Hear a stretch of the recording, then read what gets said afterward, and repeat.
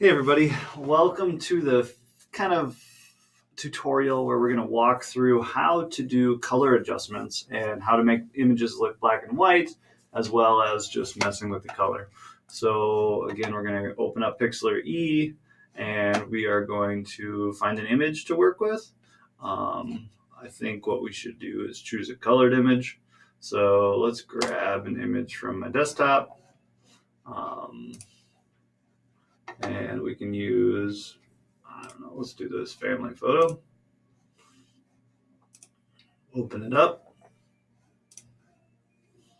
So as that's opening up, basically what you're going to be doing is, this is our most recent family photo as this video is being recorded. I'm just going to unlock the background layer. So now I have basically not too many layers, but it is one single layer. And once you have that layer selected, then you can go to adjustments, temperature, tint, hue, saturation, brightness, contrast, vibrance, color balance, highlights and shadows, curves, levels. All of these are kind of just simple adjustments that can be made. So the first one I want to show you is just how to make something black and white.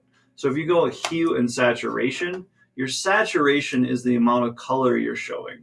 So you can see here it kind of has that ancient, more of an old school photography look where there's just a little color. If you boost it, you look like you're moving to Planet of the Apes and things are crazy.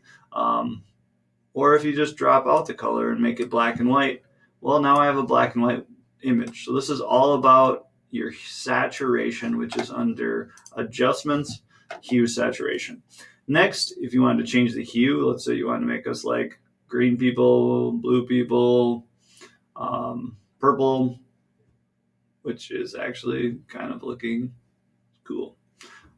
Especially the sweet little baby there, grabbing onto her brother's hair, smiling.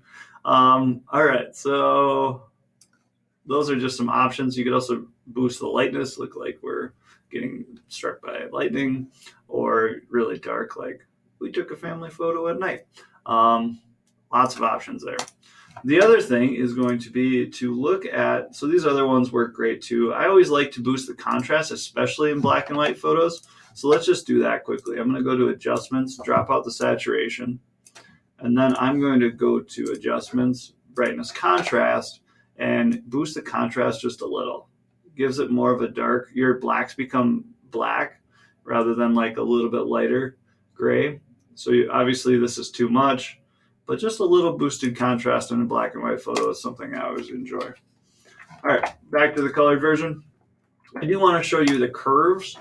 So you can see here that there's this line, and you can kind of be able to adjust that line as you see fit. And that's just your curve line. Now it's a little bit different. So it says double click to add or remove control points. So if I double click on it, I can move it up, and you can see that this is a way to kind of adjust multiple things at once and maybe bring a little bit warmth into your photo, or, you know, a lot of warmth, or make it crazy, kind of like we were doing.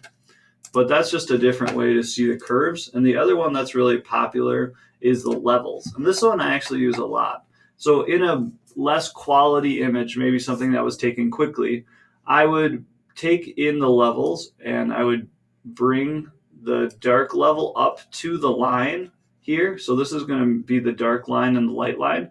And then if it's too bright, if I bring this, or if it's too dark, if I bring this one down, it will brighten everything in the image. So the levels are really nice. That's one I probably use the most out of all those. But usually hue and saturation, brightness, things like that. Another fun thing to do is to do something like selection, and then imagine I did a perfect selection there. Adjustment, then go select invert selection, and then you can make the layer adjustment to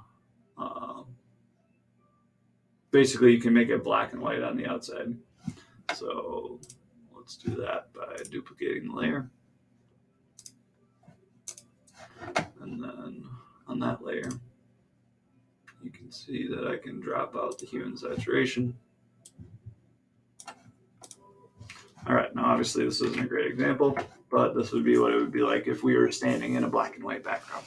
All right, thanks for tuning in and watching this. I hope these are helpful on that adjustments kind of tab at the top. Have a great day.